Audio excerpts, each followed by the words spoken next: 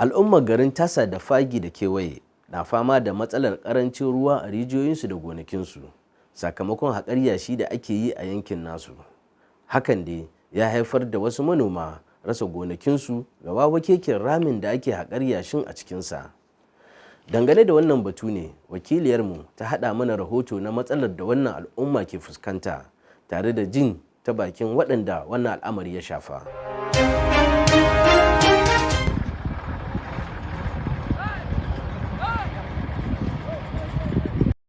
Wannan leburori kenan masu ɗiban yashi a garin Tassa. Al'ummar garin Tassa da Fagi da kewaye da ke ƙaramar hukumar dawakin kudu da kura na kokawa da samun ƙarancin ruwa a rijiyoyinsu wanda hakan ke haifar da cikas ga harkokin gonarsu. Manoma a garin Tassa da kewaye na ikirarin cewa haƙar yashin ya haifar da damansu sun rasa gonakinsu sakamakon rubtawa da gonakin nasu ke yi. Hafsatu Tassa manomiya ce, ta ce ta rasa gonakinta na gado na tsawon shekaru 40 da ta gada.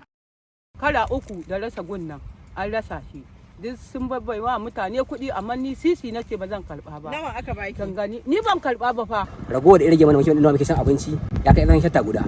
Dama da wani ya tafi. To yanzu ragowa ta irin hina aka raba gunnan aka sayar gunnan uku. An da cika so biyu amma baka so daya. Muka sai mun yadda ba. To akan haka in hin sai zama dole sai mun siyar.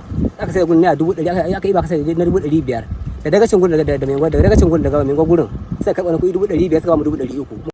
Barista Habibullahi Ahmad Getso shine kakakin manoma na kungiyar Tassa na karamar hukumar dawakin kudu da kura. Shi ma ya ce wata masifa ce ta zo mana a nan wurin da abin da komai suke yi wannan bata kai haka ba, to sai zamana iyamurai suka fara kawo injina dredging machines guda 1 2 3 to wannan takaice miki tun daga nan abin da ya nisa ya kai kure kai can dawakin kudu yanzu ake sami injina dredging machine ɗai ba zai kasa guda 85 ba.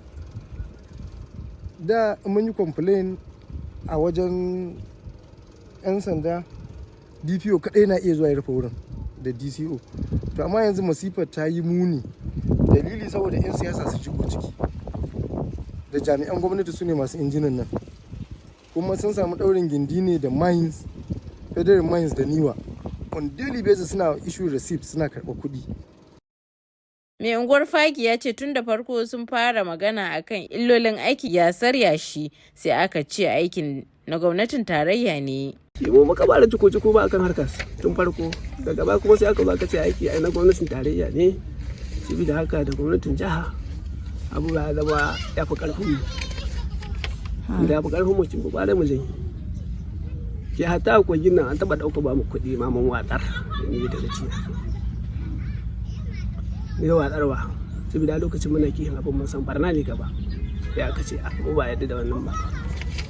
Wani irin illa yake wa manoma ɗiban yashin nan? Na farko dai kin ga ruwan da suke amfani da shi a ƙasa ina janyewa, mu kowa sun yi toniya shi ruwa ƙasa yake yana janyewa, kuma gonakin da ake diba sun ga guraren noma ne to babu. Hajiya Balaraba Ibrahim Ahmad ita ce mai baiwa gwamna shawara akan harkokin ma'adanai ta jihar Kano, ta ce tuni zancen ke kotu. Ina mai tabbatar miki wannan ishu din ya kai kusan shekara 1 sun rubuta wa mai girma gwamna takarda. In fact SSG ma da kan shi ya yi kwamiti na musamman wanda ya zauna akan issues din nan.